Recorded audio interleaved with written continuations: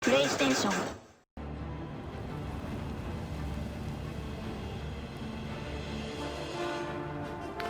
Platinum X here with the character creation guide. Alright, so I have a tier list for these races. Now, it doesn't matter what race you play. Play what you want to play. There's 10 different races here. Alright, starting with Argonians. Go over to Magic.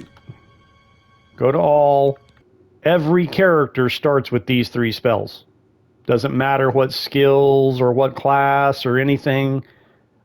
All characters start with these 3 spells. There's nothing here. Argonians do not have any special abilities. But if we tab over to active effects or passives, they have resist disease 75%. You mostly only contract diseases when fighting against wild animals. Like rats, wolves, especially zombies. I think there's a higher chance of you getting a disease from a zombie, actually. Could be wrong, but it seems like maybe there is an increased chance from zombies. Resist poison. Well, it's actually poison immunity. You see that 100%.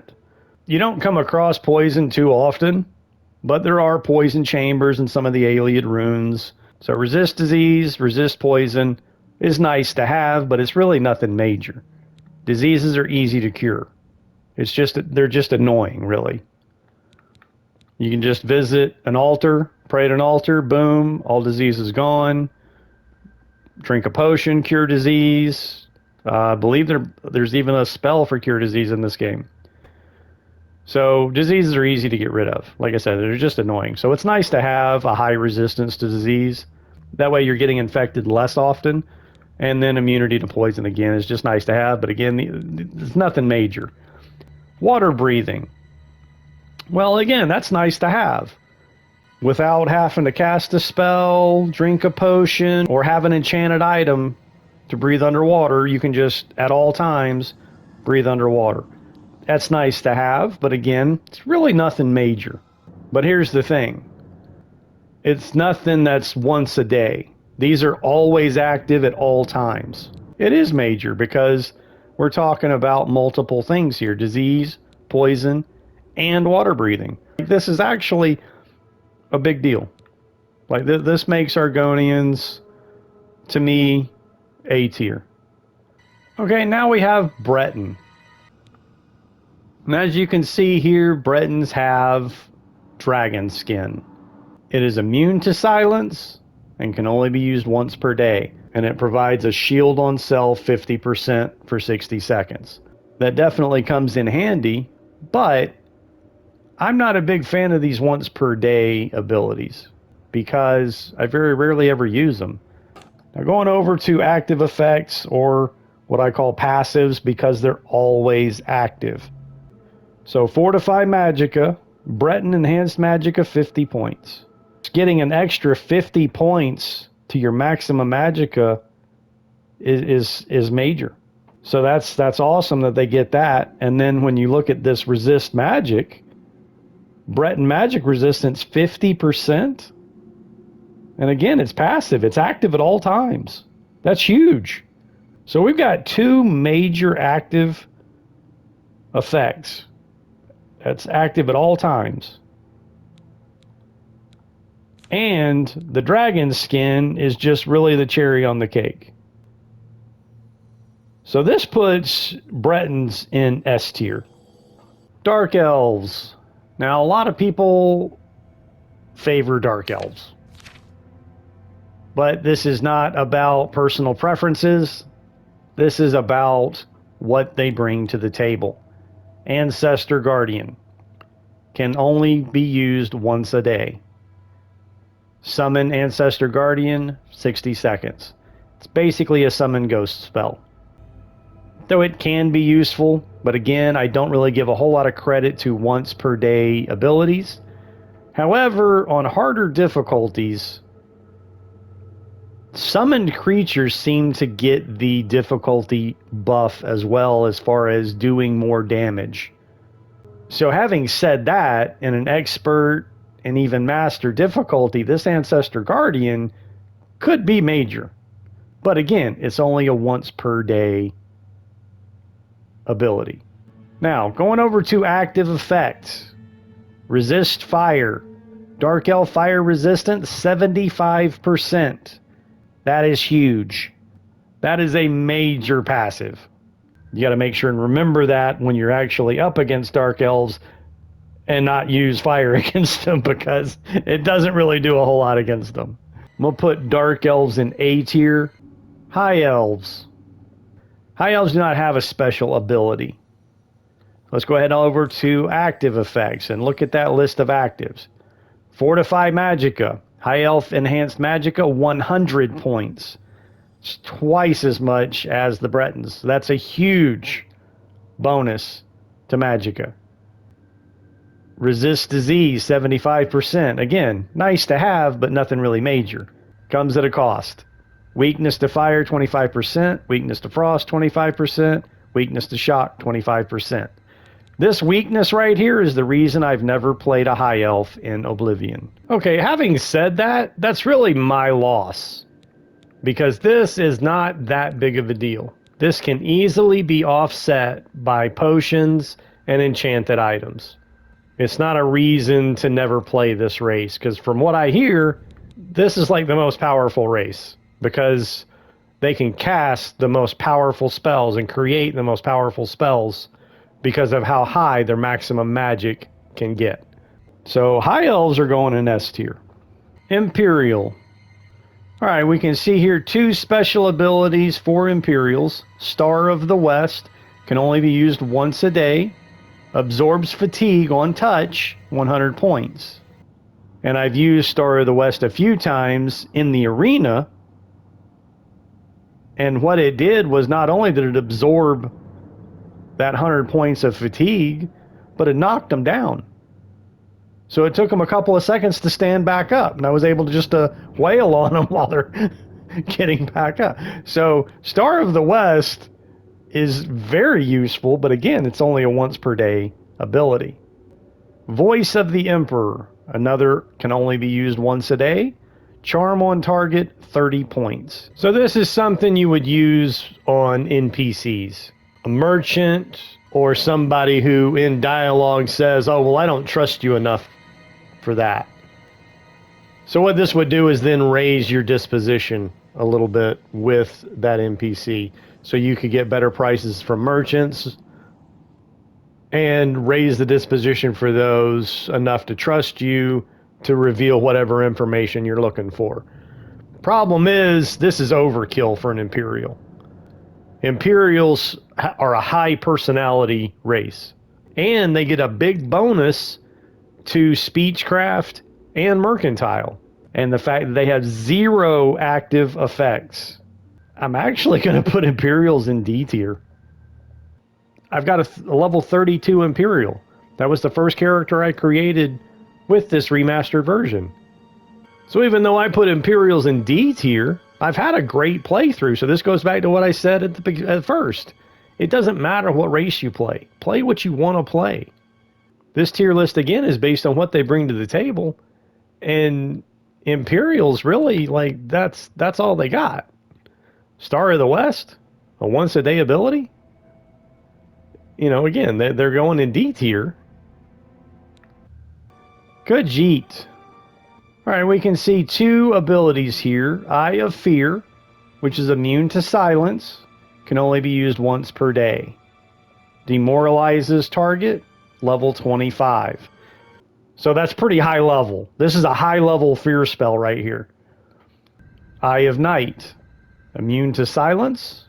And notice it does not say usable only once per day, meaning you can use it how often you want. How useful is it really? I mean, it is useful in that you don't need a light spell, you don't need a torch, because if you're sneaking and doing like sneak attacks, you can see them, but they cannot see you. However,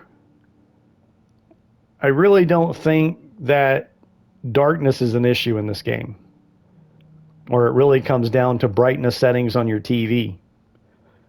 I mean, that's what I mean by how useful is this really? I mean, it sounds like it would be great and useful, but is it really? I've had a helmet and a ring with night vision, and I've used it, and it's not really all that. I mean, honestly, sometimes I'm like, I think I can see better without it. So, I'm not really going to give a whole lot. I'm not going to give this the credit that it's due, only because it's just not really that useful in this particular game. So, active effects, 0, none, nada, zilch. So, both of these, this only being used once per day, and then this really not being as useful as it probably should be. Khajiit are going in D tier. Nord. All right, Nord have a couple of abilities here. Nordic Frost can only be used once per day. Frost damage on touch, 50 points. Now that's a pretty strong attack. It's only usable once per day, but it is a strong attack.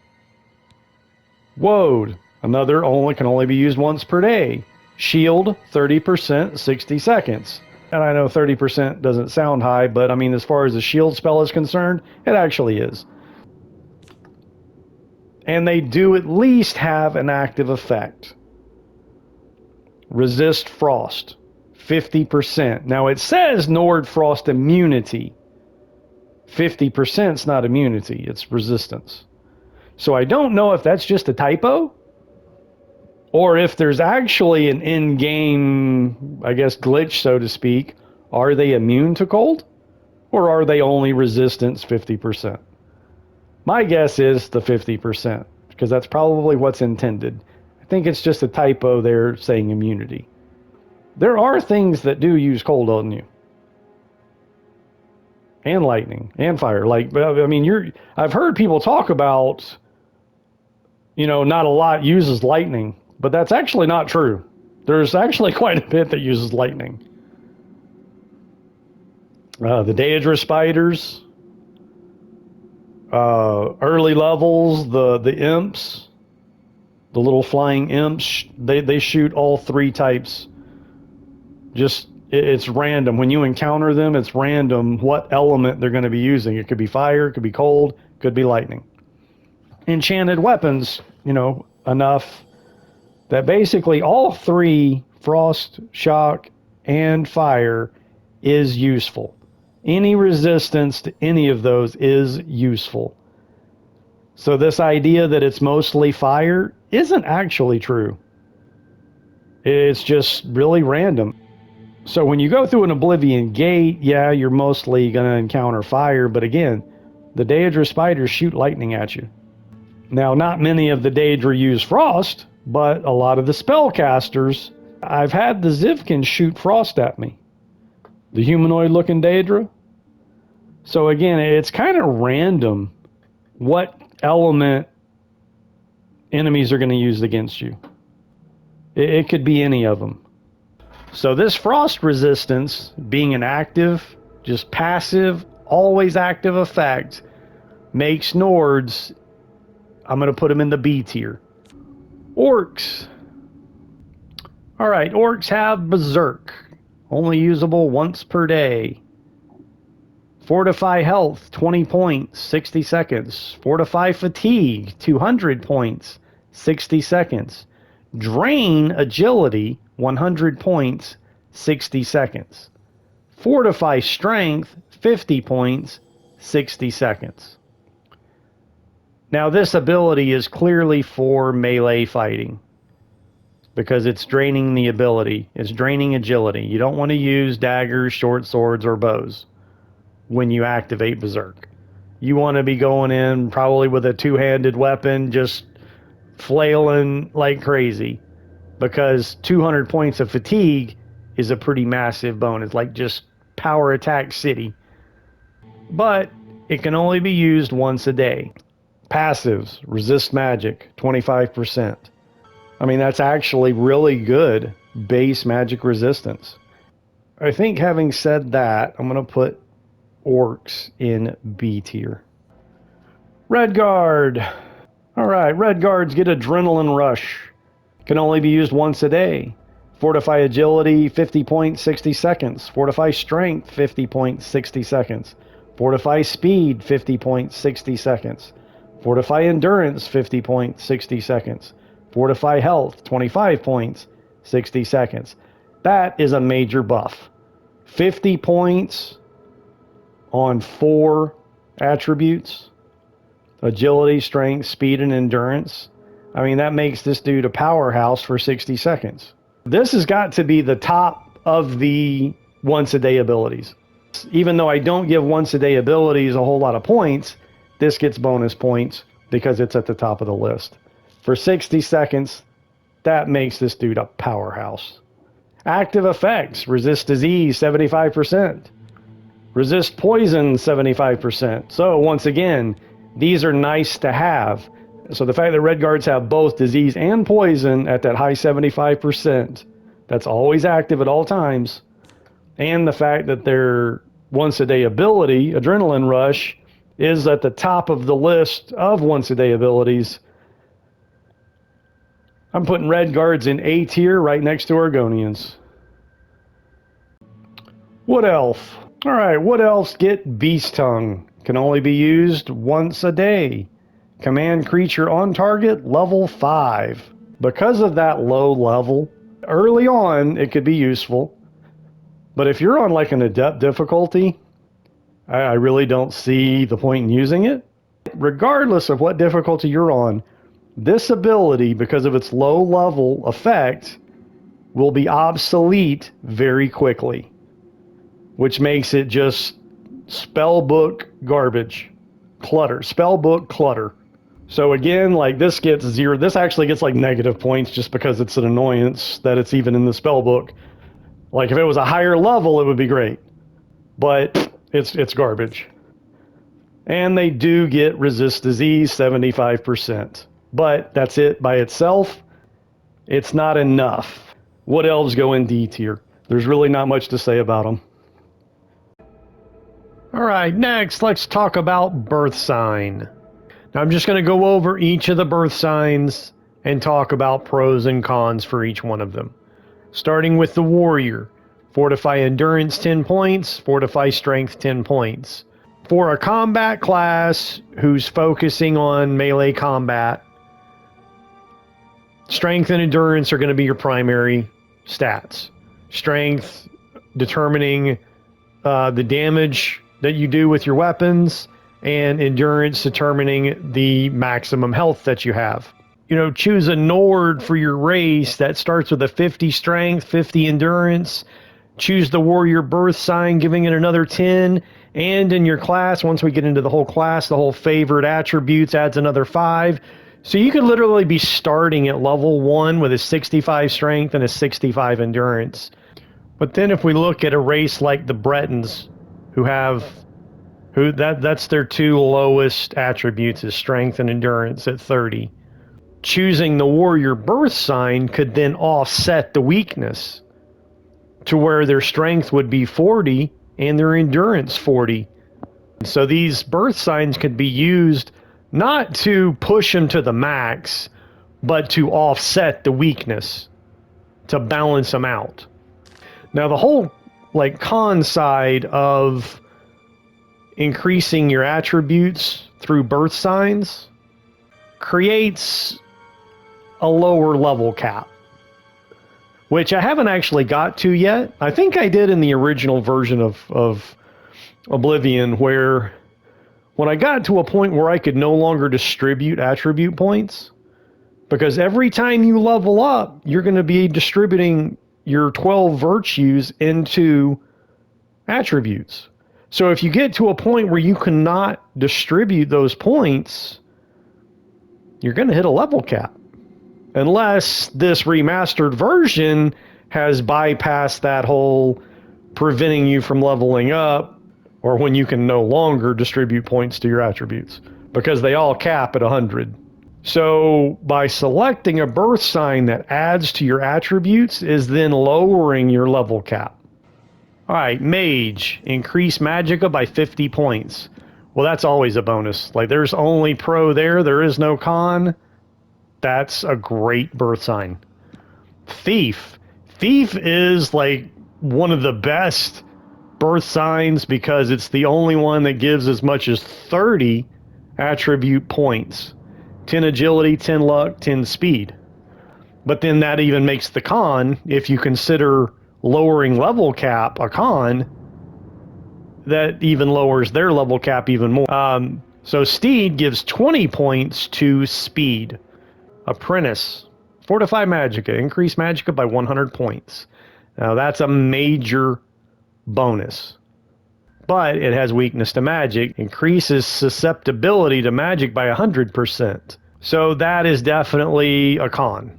You could possibly offset that weakness, like say with a Breton, who gets 50% magic resistance right off the bat, and then offset the rest with potions and enchanted items.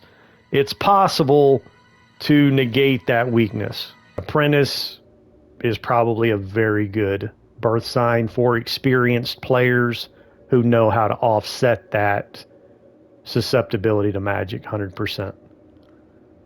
Shadow grants invisibility for 60 seconds, can be used once a day.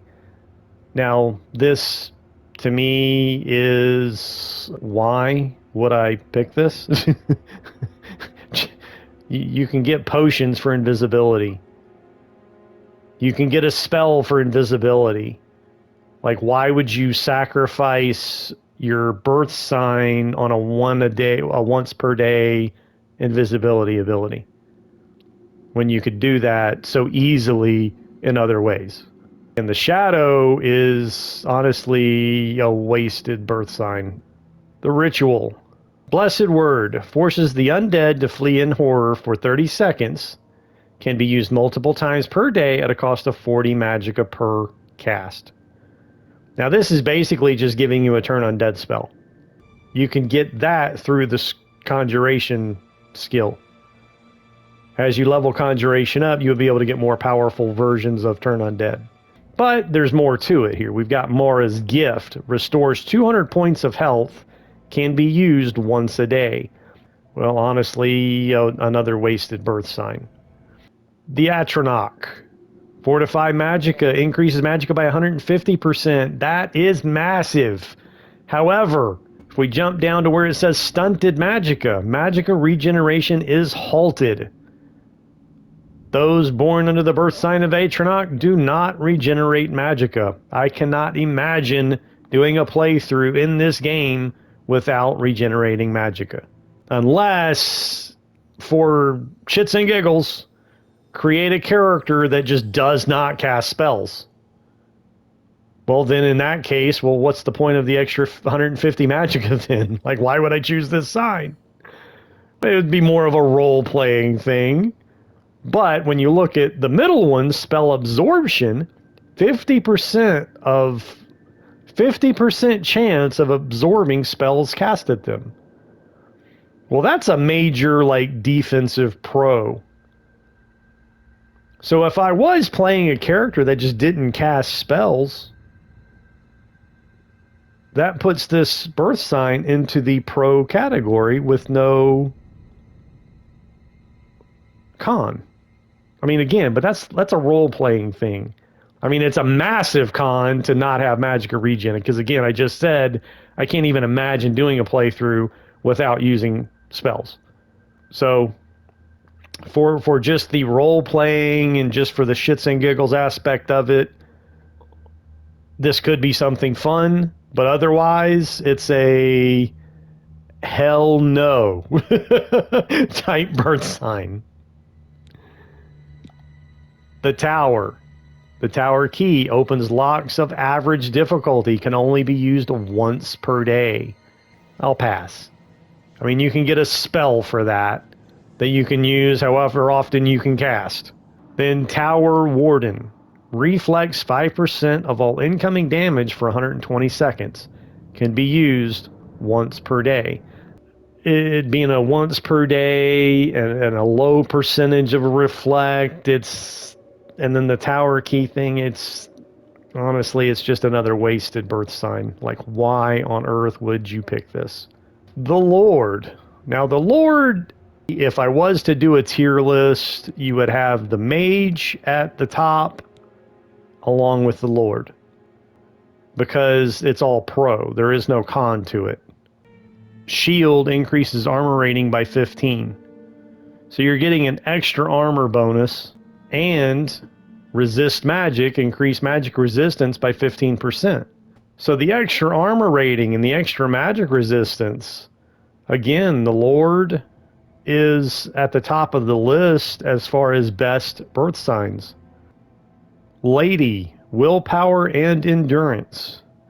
So again, just like I was talking about with warrior and thief and steed, it's adding 20 points to your attributes. So you can use that to either push the max or just offset the weakness. So it can be useful. It can be useful as far as balancing the character or pushing them to the limit. But at the same time, it's going to lower your potential level cap. The Lover paralyzes the target for 10 seconds and reduces the caster's fatigue by 120 points. Can be used once per day. It sounds cool, but like it's a wasted birth sign. You can cast a spell to paralyze. You can either make poisons to paralyze, which I'm going to go over how to apply poisons to your weapons. So if I put my bow on my shortcut there, and then tab back over to the poison, and then put the poison on this shortcut menu, exit out of that, pull up my shortcut, equip my bow, pull it out, and then select the poison. Do you want to poison your next shot with the following bow? Yes.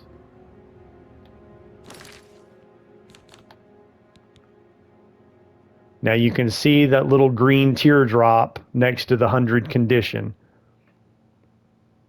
That means it's poisoned. If I click on the details, it shows right there, poisoned. It doesn't tell you anything about the poison here. It just says that it's poisoned. The Serpent. Deal 3 points of damage for 20 seconds. Okay, is it ranged? Is it touch? It doesn't say. It also cures poison, dispels 90 points, and damage fatigue 100 points to the caster. And you can only use it once per day. Again, I'm throwing this into the wasted birth sign category. Like, why on earth would I pick this over the Lord or Mage? Then that brings us to class. Or more specifically, need to like get the word class out of your head. Because even though you've got 7 pre-made classes under each of the 3 specializations, that's the word you need to be having in your head, is specialization. You've got combat, and there's 7 combat skills, magic with 7 magic skills, and stealth with 7 stealth skills. You're going to go into custom class. So then you get to pick your specialization. So all 7 skills of your specialization receive an initial +5 level bonus and increase more rapidly. Now, before we get into skills, the other thing is favored attribute. You get to pick which 2 attributes that receive a +5 bonus. Well, in order to do that, you need to understand what each one does. So strength affects the amount of damage you deal with longswords, claymores, maces, war axes, battle axes, warhammers, and your bare hands. Determines how much you can carry, and slightly increases your maximum health. So the only 2 melee weapons that are not listed here under strength is short swords and daggers. So again, this is most of your melee weapons, both one-handed and two-handed, that strength determines the damage they deal. Intelligence determines your maximum magicka, allowing you to cast more powerful spells. That's it. That's all it does. Willpower determines how quickly you regenerate magicka, greatly increases your maximum fatigue.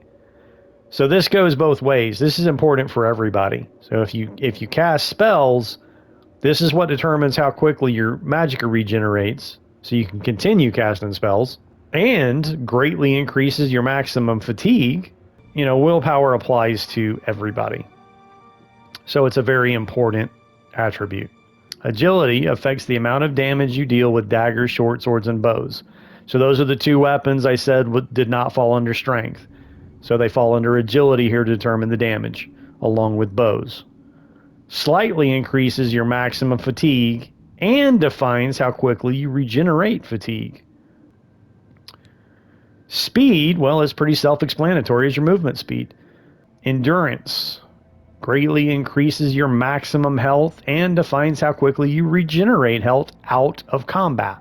The only thing endurance does is affects your health. Personality affects how much people like you, leading to better information gathering and better trade deals. This is a low priority attribute. It's just about raising the disposition, which in some cases is necessary to get information out of somebody and to get better buying and selling prices, which tie into both speechcraft and mercantile, which even with a low personality, those skills are so easily increased. Luck affects all your skills, having an effect on everything you do. But the fact that it says affects all your skills, having an effect on everything you do, you know, it's something that I definitely spend points in. Because if you don't, this goes back to what I was saying earlier about the birth signs that increase some of these attributes, lowering your potential level cap. Well, if you max everything else out and have not been distributing points to your luck, again, you're lowering your potential level cap. Those to me are the top priority attributes. Willpower, agility. Again, this regenerates your magicka. This regenerates your fatigue. All right, now we get to choose 7 major skills. Major skills receive an initial plus 20 level bonus and increase much more rapidly. Now, when we picked our specialization, you either pick combat, and these are the 7 skills under combat that are all going to level up more rapidly. These are the 7 skills under magic that will all level up more rapidly if you chose magic as your specialization. And then the same for stealth. If you chose stealth as your specialization, all of these 7 skills are going to level up more rapidly. Well, now we're picking major, and the same thing would be true for major skills. They're going to increase much more rapidly. Any majors that fall under your specialization are going to level up the fastest. Any major skill you choose is going to start off at a minimum of 25. And that's because all skills start at 5. Regardless of race, regardless of class, all skills start at 5. And then it's just bonuses from there as far as, you know, racial bonuses, and then the bonus from specialization, and then major. And then in this particular case, we've got a skill that started at 5, and then I picked as a major skill that gets that plus 20. So the minimum skill any major skill will start at is 25, and that is apprentice level. So as you can see on the right there, you're going to be unlocking that apprentice level perk. And then here, Conjuration 2, I can now cast apprentice level spells with Conjuration and Destruction because I've picked them as major skills. So any of your major skills will range from a minimum of 25 to a maximum of 40, depending on the bonuses from specialization and race. All right, so that covers basically all the bonuses that determine what your value of your skills is going to be. Now what I'm going to do is just kind of go over what skills I would recommend as major and which ones I would not. I'm not going to go over any detail into the skills. That just takes too long. That'll have to be a completely separate video. So going over just a list, I'm just going to say whether I would recommend it as a major skill or not. It's up to you to read these or watch separate skill guides. I would definitely recommend reading all of these skills and their perks so that you know what to work on to get to where you want to be. Like armor, for example. At 75 expert, you can repair items beyond their maximum durability, going from 100 up to 125. which then improved weapons deal more damage. Improved armor protects more. So I definitely recommend making sure that you repair everything you can as often as you can, which means carrying hammers around with you, which, you know, it is an expense. You do have to buy hammers or find them. But repair everything you can as often as you can to level this up. It's definitely a skill that's worthwhile leveling up. That doesn't mean you need to take it as a major skill, because as long as you do that, it's going to level up pretty quickly and easily. Athletics, absolutely not. Do not take this as a major, because the only thing it has anything to do with is the amount of fatigue that is drained when you're sprinting. That's it. There's skills that only level up in combat. Like you cannot level up blade and blunt and even block, heavy armor. You cannot level up any of these other skills. I mean, this is the combat specialization. So all of these skills here only level up in combat. You cannot level up blade by swinging at the air or just holding up your shield. Like, you have to be in combat for these to level up. So I would definitely recommend blade and blunt and hand-to-hand as major skills if you're going to use those. It doesn't necessarily mean you need all three of them. And then hand-to-hand is just fun. Like, I've got a video of me just running around beating things up with my fists. it's a lot of fun, but it's on a depth level. I don't know that hand-to-hand would work out too well in higher difficulties. When you get to Journeyman Blade, your power attacks apply weakness to normal weapons to your opponent, which means you're going to do more damage to them as you continue attacking them. Blade is for damage dealing, because then when you look at Expert, it also has a slight chance to apply bleed, just from regular attacks, not even power attacks. Blunt is all hammers, maces, and axes. For some odd reason, axes fall under blunt, not blade. The first two perks are the same, but then Journeyman, instead of applying that weakness that blade applies, your power attacks temporarily grant you shield. And then at Expert, your power attacks have a slight chance to silence your opponents.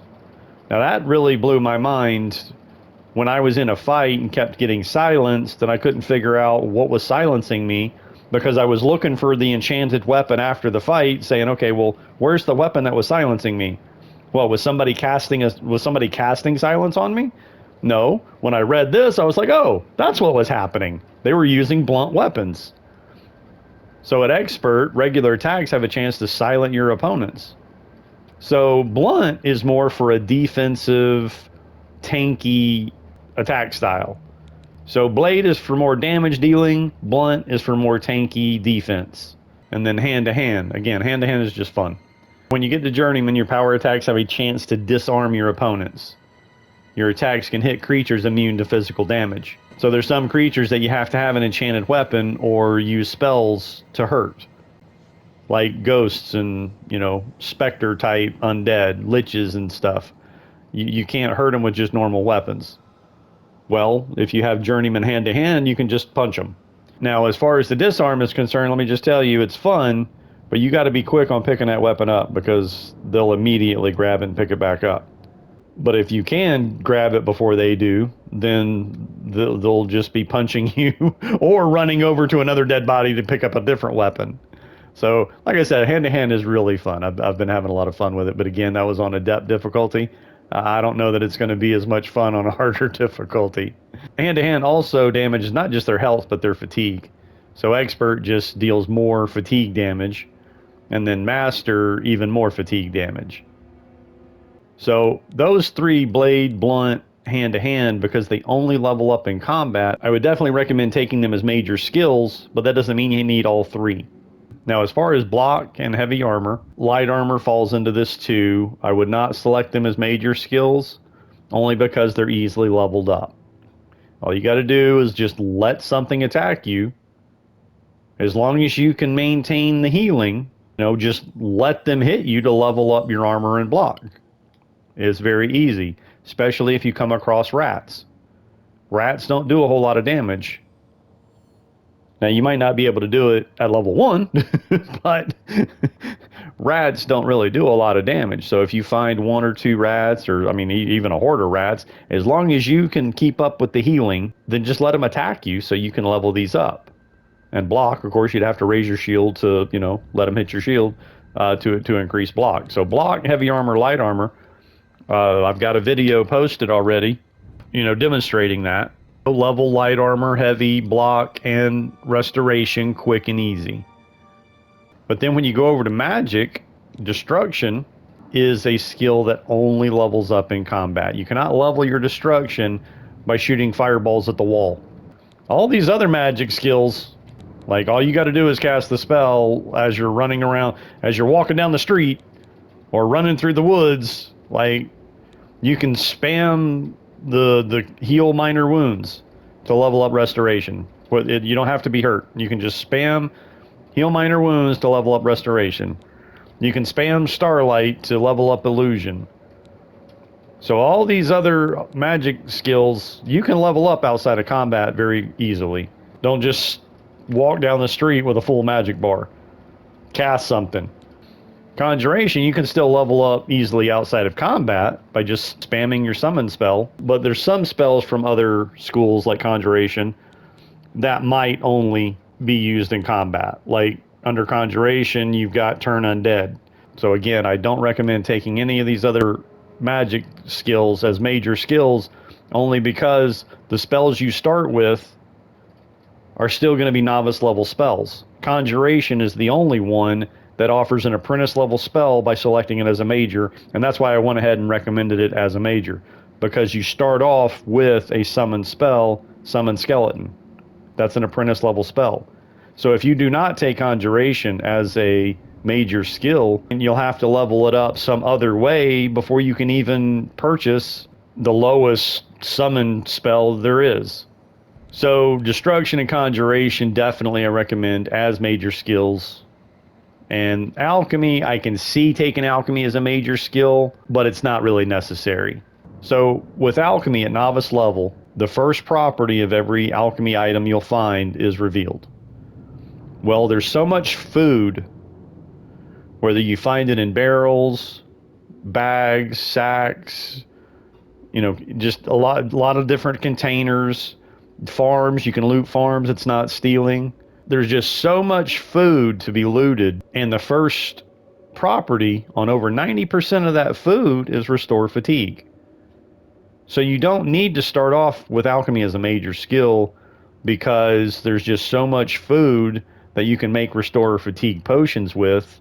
So you're going to wind up with a lot of Restore Fatigue potions, but you can either store them, sell them, use them, ditch them. I mean, whatever you want to do with them is irrelevant. It's easy to level up Alchemy. All right, so stealth skills, we've got Acrobatics, which I can see taking Acrobatics as a major skill. If you look to the right there, Apprentice level, you can dodge by pressing L2 and triangle while moving. Now, this is on PlayStation, but you start off with dodge. So I can see taking it as a major for that reason. And then also to leveling up Acrobatics basically requires jumping. And I'm not a big fan of just jumping around all the time, but that's what you got to do to level it up. Now, I think taking falling damage also levels it up. But the good thing about leveling this up, especially all the way to master, is you take much less damage when falling long distances. I had an experience in a dungeon where I'm crouched at a ledge because I heard some bandits talking below me, and I was going to try to sneak attack them from above, but one of them saw me and was coming up behind me, and as I turned around, I fell off of that ledge, and it was high enough that when I landed, caused quite a bit of damage. So I was in one of those, oh crap, because now I got a couple of bandits coming after me with big axes, and I just took a lot of damage when I fell, but, it all worked out. I walked out of that dungeon, not them. So Acrobatics is a very useful skill. Again, if you take it as a major, you start out with dodge, but then Journeyman just consumes less fatigue when you jump, but then when you look at Expert, you can jump over the surface of the water.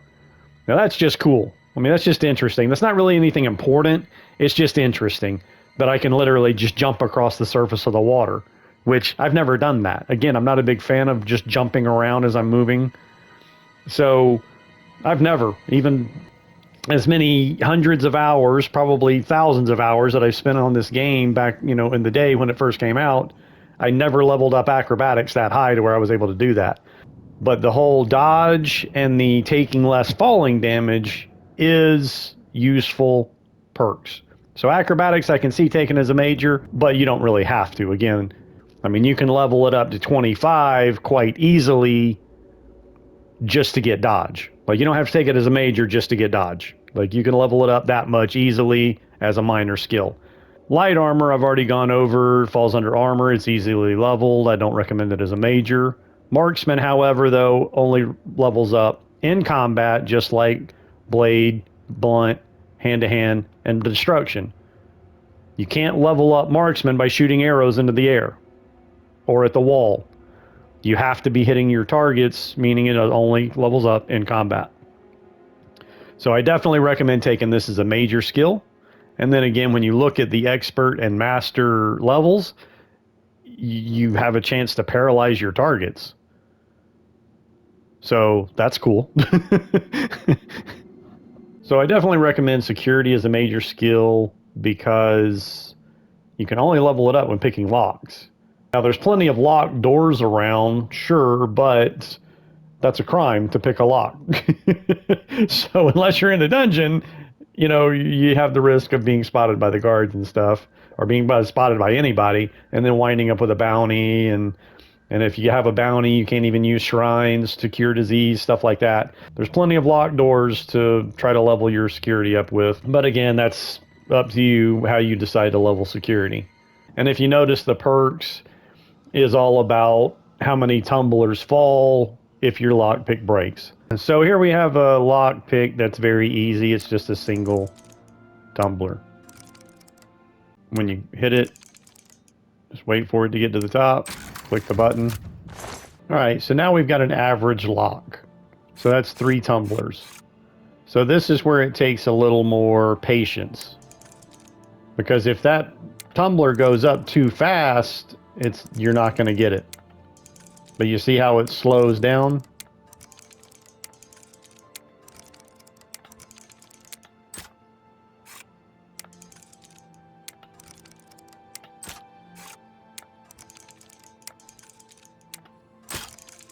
See, I waited too. That was perfect, except for I waited too long. Like if I'd have hit it just a tenth of a second sooner, I would have got it. But you see how they all fell. So this is the whole security. This is all how the perks on security works is less tumblers fall, the higher level you get it.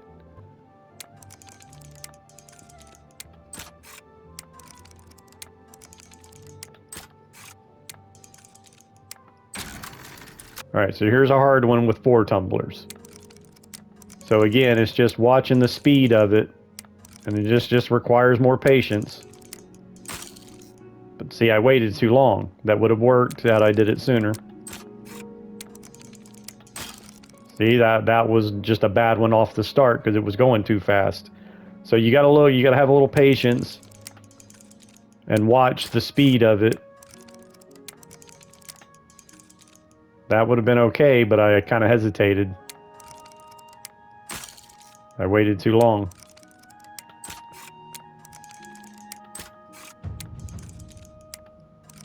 I could have got it there.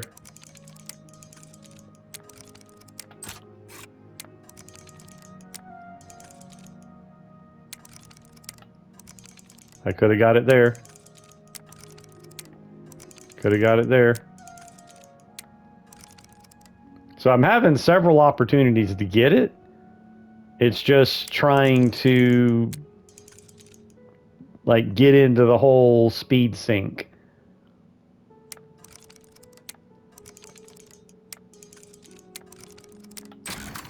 Got it.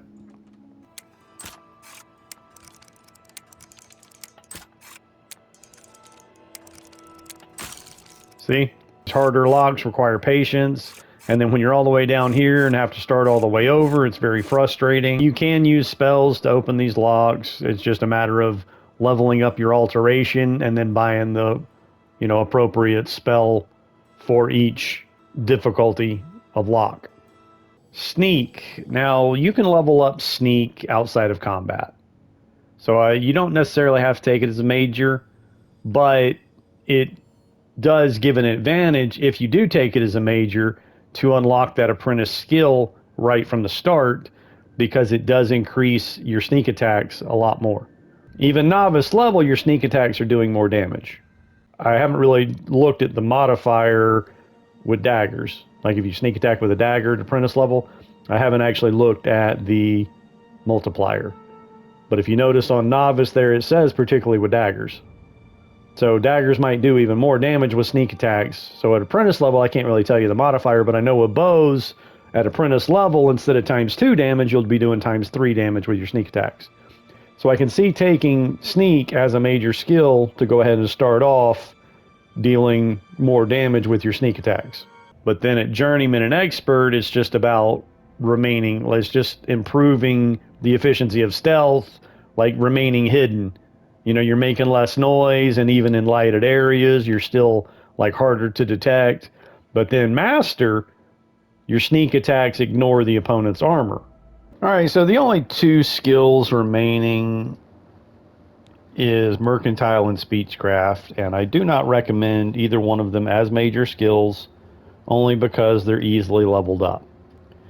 As I said in the favorite attributes section, that personality is a low priority attribute, which ties into both mercantile and speechcraft. I guess your personality kind of determines what the starting disposition of NPCs is going to be. So Feel free to when you talk to a merchant, the first thing you want to do is go to persuade. So I'm starting out with a 32 disposition. So you start the speechcraft minigame, and then just follow the single bar all the way around. Please. Sure. Don't click on any of the other higher bars, just the single bar all the way around. Then when you go back to start it, it shows you what they like. This yellow and green is what they like, the red and whatever. So this little mini game, again, is all about getting that single bar to what areas they don't like. So I need to go here first, then here. I doubt it. All right, now I'm at 54. I doubt it. What a wonderful 58, compliment. and then that's max. It won't let me start it again. So when I go back into it, it says you've reached the maximum disposition for this character. So again, I've got a video posted, how to level speechcraft quickly. It kind of goes over what I just went over. So now that I've got the disposition raised as high as I can get it, I'm going to go to bartering. Have a look at my wares. And the first thing I'm going to do is hit square for haggle. Of course, I'm on PlayStation. All right, so you can see her mercantile skill is at apprentice, and my disposition is at 58 with her. So if you see a merchant whose mercantile is expert or master, go somewhere else, because you're not going to be able to raise this haggle meter very far. Even journeyman. Journeyman's higher than apprentice. So journeyman, just you want to make sure and find a vendor who's got a low mercantile skill so you can raise this haggle meter further. So I'm going to start out at 55 and see how that works out. I'm looking at selling items at 55%. And it really comes down to the value of the item. So this steel claymore is probably going to give me more experience on mercantile than this short sword that only sells for 14. All right, so that haggle is good. So now I can go over and see if I can get more. I don't go in single percentages. I go in increments of 5. That's just how I do it. That was good. So I just raised the value, and now I'm getting more experience per item that I sell because I was able to raise that haggle meter higher. Made a good bit of gold. And I just heard mercantile go up. The dividing line between a live hero and a dead one is a sharp sword. Get the best you can afford from Tunzius. Because you don't want to be on the dead guy side of the line, do you? All right, so I've never been to this guy before, so the first thing I'm going to do is go to persuading. I'm starting out with a 52. So again, this is Speechcraft. What you want to do is just always start with that single bar and just follow it around. Got a point. So since the single bar is on the good, then I'm going to go with the 4 bars on the good I like that. to get the single bar on the bad, Not now. and then back You to the win this good. one. So now I'm at 72. Bad, bad, good, good. 75. Don't Bad, waste your flattery on me. That's good, enough. That, good, I bad. doubt it. 81. I Good, can't wait. good, I bad, don't bad. talk such 84. rot. You win this one.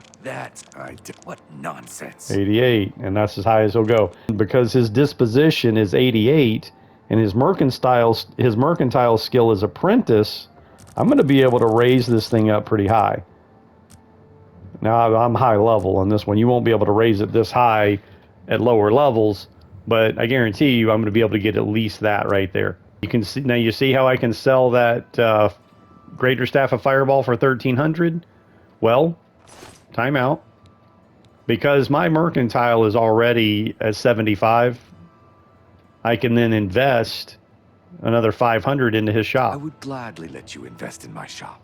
The extra coin will allow me to purchase more goods from adventurers such as yourself. The Greater Staff, he's only offering me 1455 for. So I'm not getting that full 1,800, but I'm getting more than what he previously had by investing. Pleasure to serve you. That completes the character creation guide. Hope you enjoyed. Hit like and subscribe. See you next time.